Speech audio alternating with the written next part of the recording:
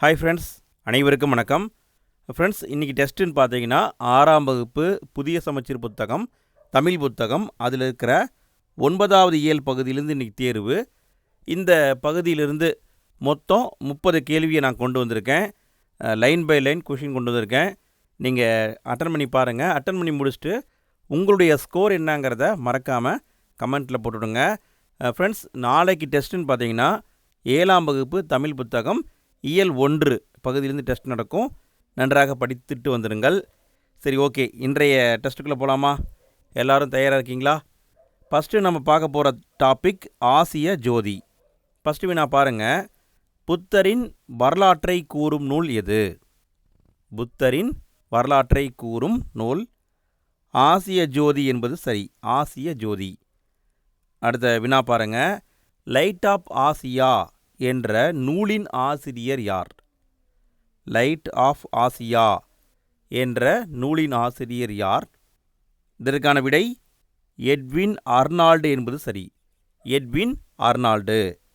அடுத்த வினா பாருங்க, தேசிய விநாயகனார் எத்தனை ஆண்டுகளாக பள்ளி ஆசிரியராக பணியாற்றினார்?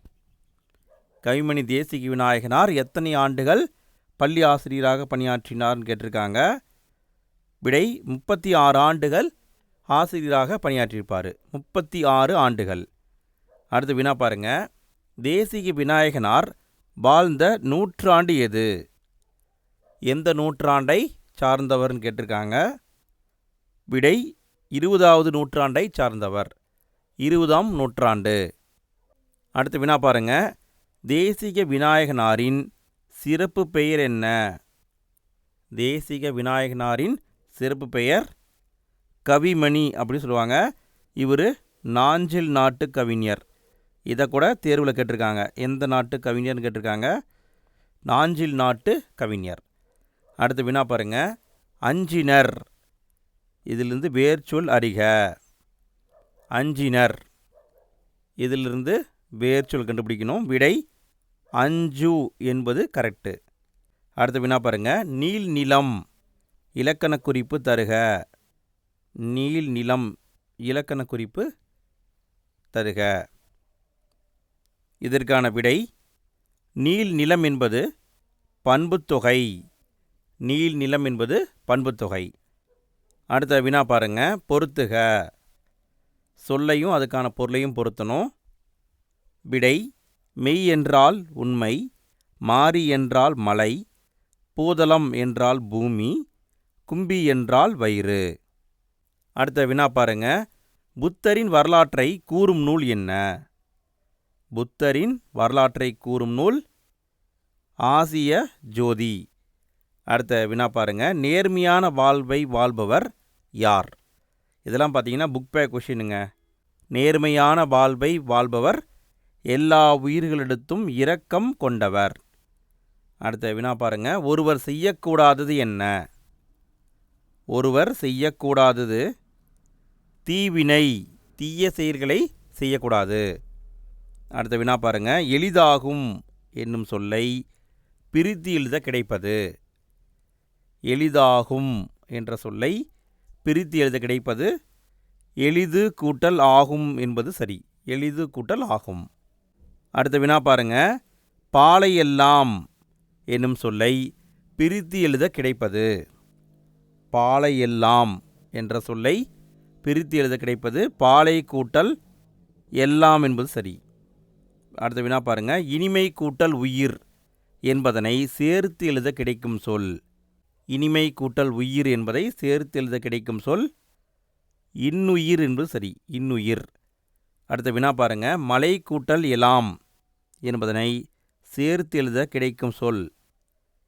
மலை கூட்டல் எலாம் என்பதனை சேர்த்து எழுத கிடைக்கும் சொல் மலை எலாம் என்பது கரெக்டு. சரிங்களா? எல்லாம்னு போட்டுறாதீங்க, இல் வரக்கூடாது.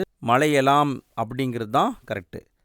அடுத்த வினா பாருங்க, அடுத்த டாபிக் மனிதநேயம். அன்னை தெரசா எந்த நோய்க்கு எதிராக தனது வாழ்நாள் முழுவதையும் அர்ப்பணித்தார்? அன்னை தெரசா எந்த நோய்க்கு எதிராக தனது வாழ்நாள் முழுவதையும் அர்ப்பணித்தார்? இதற்கான விடை தொழுநோய் என்பது சரி. தொழுநோய். அடுத்த வினா பாருங்க, தம் பொருளை கவர்ந்தவரிடமும் அன்பு காட்டியவர் யார்? தம் பொருளை கவர்ந்தவரிடமும் அன்பு காட்டியவர் ராமலிங்கர், வள்ளலார் அப்படின்னு சொல்லுவாங்க. அடுத்த வினா பாருங்க. வாடிய பயிரை கண்டபோதெல்லாம் வாடினேன் என்று பாடியவர். வாடிய பயிரை கண்டபோதெல்லாம் வாடினேன் என்று பாடியவர் ராமலிங்கர். இவர் தான் பாடியிருக்காரு. அடுத்த வினா பாருங்க. கைலாச சத்தியார்த்தி தொடங்கிய இயக்கம் என்ன? கைலாச சத்தியார்த்தி தொடங்கிய இயக்கம் என்ன? இதற்கான பதில் குழந்தைகளை பாதுகாப்போம். குழந்தைகளை பாதுகாப்போம். அடுத்த வினா பாருங்க. தமக்கென முயலானோன்றால் பிறர்க்கென முயலுனர் உண்மையானே. இந்த வரிகள் இடம்பெற்றுள்ள நூல் எது? தமக்கென முயலானோன்றால் பிறருக்கென முயலுனர் உண்மையானே. இந்த வரிகள் இடம்பெற்றுள்ள நூல் புறநானூறு. புறநானூறு.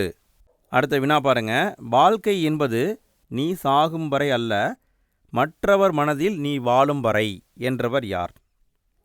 வாழ்க்கை என்பது நீ சாகும் வரை அல்ல, மற்றவர் மனதில் வாழும் வரை. இப்படி சொன்னவங்க அன்னை தெரசா. அடுத்த வினா பாருங்க. எல்லா உயிர்களிடத்தும் அன்பு செலுத்துதல் டேஸ் எனப்படும். எல்லா உயிர்களிடத்திலும் அன்பு செலுத்துதல் மனிதநேயம் சொல்லுவாங்க. மனிதநேயம். அடுத்த வினா பாருங்க. தம் பொருளை கவர்ந்தவரிடமும் டேஸ் காட்டியவர் வள்ளலார். முன்னாடியே நம்ம பார்த்துட்டோம். இது புக் பேக் கொஷினுங்க. அன்பு காட்டியவர் வள்ளலார். அடுத்த வினா பாருங்க. அன்னை தெரசாவிற்கு எதற்கான நோபல் பரிசு கிடைத்தது? அன்னை தெரசாவிற்கு எதற்கான நோபல் பரிசு கிடைத்ததுன்னு கேட்டிருக்காங்க. விடை அமைதிக்கான நோபல் பரிசு கிடைத்தது. அடுத்து நம்ம பார்க்க போகிறது இலக்கணம், அணி இலக்கணம் பார்க்க போகிறோம். ஒரு பொருளின் இயல்பை உள்ளது உள்ளபடி அழகுடன் கூறுவது எந்த வகையான அணி? ஒரு பொருளின் இயல்பை உள்ளது உள்ளபடி அழகுடன் கூறுவது எந்த வகையான அணி? இதற்கான பதில் இயல்பு நவிர்ச்சி அணி என்பது சரி. இயல்பு நவிர்ச்சி அணி. அடுத்த வினா பாருங்க. தன்மை நவிர்ச்சி அணி என்பது எதன் மறுபெயராகும்? தன்மை நவிர்ச்சி அணி என்பது எதனுடைய மறுபெயராகும்? இதற்கான பதில் இயல்பு நவிர்ச்சி அணி இருக்கு இல்லைங்களா, இதுக்கு தான் தன்மை நவிர்ச்சி அணி அப்படிங்கிற பேரும் இருக்குது. அடுத்த வினா பாருங்க. தோட்டத்தில் மேயுது வெள்ளை பசு, அங்கே துள்ளி குதிக்குது கன்றுக்குட்டி. இந்த பாடலில் இடம்பெற்றுள்ள அணி என்ன? இந்த பாடலில் இடம்பெற்றுள்ள அணி என்னன்னு கேட்டிருக்காங்க. விடை இயல்பு நவிர்ச்சி அணி வந்திருக்கு. இயல்பாக சொல்லியிருக்காங்க, அதனால் இதில் இயல்பு நவிர்ச்சி அணி வந்திருக்கு. அடுத்த வினா பாருங்க. ஒரு பொருளின் இயல்பை மிகைப்படுத்தி அழகுடன் கூறுவது எந்த வகையான அணி? ஒரு பொருளின் இயல்பை மிகைப்படுத்தி அழகுடன் கூறுவது எந்த வகையான அணி? இதற்கான விடை உயர்வு நவிர்ச்சி அணி என்பது சரி. உயர்வு நவிர்ச்சி அணி. அடுத்த வினா பாருங்க. ஆகாசகங்கை அனல் உரைக்கும் என்று பாதாளகங்கையை பாடி அழைத்தார் உன் தாத்தா. இந்த பாடலில் இடம்பெற்றுள்ள அணி என்ன? இந்த பாட்டில் என்ன வகையான அணி வந்திருக்குன்னு கேட்டிருக்காங்க. விடை உயர்வு நவிர்ச்சி அணி வந்திருக்கு. உயர்வு நவிர்ச்சி அணி. அடுத்த வினா பாருங்க. அணி என்ற சொல்லின் பொருள் என்ன? அணி என்ற சொல்லின் பொருள் அழகு. அணி என்றால் அழகு அப்படிங்கிற அர்த்தம் இருக்குது. அடுத்த வினா பாருங்க. அகர வரிசைப்படுத்துக. அகர வரிசையில் அமைக்கணும். ஃப்ரெண்ட்ஸ், நாளைக்கு டெஸ்ட்டுன்னு பார்த்தீங்கன்னா 7ஆம் வகுப்பு தமிழ் புத்தகம் முதல் இயல் பகுதியிலிருந்து நடக்கும். நன்றாக படித்துவிட்டு வாருங்கள். சரி, விடையை பார்க்கலாங்களா? விடை ஃபஸ்ட்டு ஆ வரணும், அப்புறம் உ, அப்புறம் ஏ, அப்புறம் ஒழுக்கம். அ ஆ இ ஈ உ ஊ ஏ ஏ, இந்த வரிசையை பார்த்துக்கோங்க. அப்போ இதுதான் கரெக்டு. அடுத்த வினா பாருங்க. 6 சக்கரம் 100 வண்டி, அழகான ரயில் வண்டி. ஃப்ரெண்ட்ஸ், இது ரெண்டும் தனித்தனி வரி, சரிங்களா? ஒரே வரி நினச்சிக்காதீங்க, தனித்தனி வரி. இதில் என்ன வந்திருக்குன்னு கேட்டிருக்காங்க. முதல் எழுத்து ஒன்றி வந்தால் மோனை, முதல் எழுத்து ஒன்றி வரல. இரண்டாம் எழுத்து ஒன்றி வந்தால் எதுகை. இரண்டாவது எழுத்து இங்கே பாருங்கள், ரூ வந்திருக்கு, இங்கேயும் ரூ வந்திருக்கு, அப்போ ஒன்றி வந்திருக்கு, அப்போ எதுகை வந்திருக்கு, கரெக்டு. அடுத்து இறுதி எழுத்து அல்லது இறுதி சொல் ஒன்றாக வந்தால் அது இயைபு. இங்கே பாருங்கள் வண்டி, இங்கேயும் வண்டின்னு வந்திருக்கு. ஸோ இறுதி சொல் ஒரே மாதிரி வந்திருக்கிறதுனால இயைபு வந்திருக்கு. எதுகையும் இயைபும் வந்திருக்கு. அடுத்த வினா பாருங்கள். டிரான்ஸ்பிளான்டேஷன் கலைச்சொல் அறிக. இதற்கான கலைச்சொல் என்னன்னு கேட்டிருக்காங்க. விடை உறுப்பு மாற்று அறுவை சிகிச்சை. உறுப்பு மாற்று அறுவை சிகிச்சை. அடுத்தது கடைசி வினாங்க, பொறுத்துக. ஃப்ரெண்ட்ஸ், மொத்தம் 34 கேள்வியை நம்ம இன்றைக்கி பார்த்துருக்கோம். இதில் எத்தனை கேள்விக்கு உங்களுக்கு கரெக்டான ஆன்சர் தெரிஞ்சது அப்படிங்கிறத மறக்காமல் கமெண்ட்டில் போட்டுவிடுங்க. நாளைக்கு 7ஆம் வகுப்பு இயல் 1 பகுதியிலிருந்து தேர்வு நடக்கும். நன்றாக படிச்சுட்டு வந்துடுங்க. சரி, விடையை பார்க்கலாங்களா? மனித நேயம் அப்படின்னா ஹியூமனிட்டி, கருணைன்னா மெர்சி, சரக்குந்து அப்படின்னா லாரி, மகிழுந்து அப்படின்னா கார். ஓகே ஃப்ரெண்ட்ஸ், நம்ம 6ஆம் வகுப்பை முடிச்சிட்டோம். நீங்கள் இப்போ தான் அட்டன் பண்ண வந்திருக்கீங்கன்னா 6ஆம் வகுப்புக்குன்னு தனியாக ஒரு பிளேலிஸ்ட் உருவாக்கியிருக்கோம். அதுக்கான லிங்க்கு ஃபஸ்ட்டு கமெண்ட்டில் இருக்குது. அதையும் பார்த்துருங்க. அடுத்த வீடியோவில் மீண்டும் சந்திப்போம். தேங்க்யூ.